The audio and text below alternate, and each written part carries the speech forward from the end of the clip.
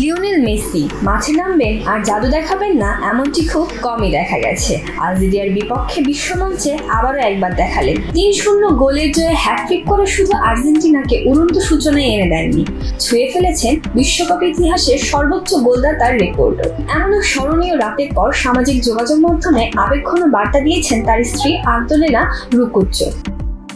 Kansas সিটির গ্যালারিতে বসে মেসির খেলা উপভোগ করেছেন আন্তোনেলা এবং তার ৩ ছেলে থিয়াগো মেসি, মাতেও মেসি এবং সিরো মেসি।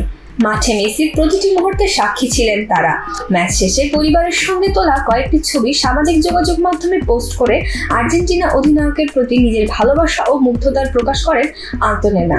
সামাজিক যোগাযোগ মাধ্যম ইনস্টাগ্রামে তিনি লিখেছেন, চলো আর্জেন্টিনা, সবসময় তোমার সঙ্গে আছি, লিও মেসি, তুমি অবিশ্বাস্য।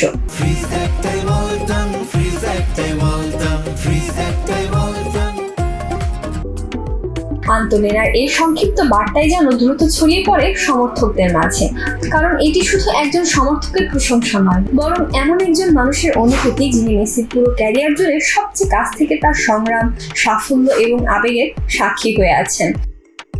বিশ্বকাপে মেসির পরিবারের উপস্থিতি এখন যেন এক পরিচিত দৃশ্য। 2022 কাতার বিশ্বকাপের মতো এবারও গ্যালারিতে ছিলেন আন্তোনেলা ও তার 3 সন্তান।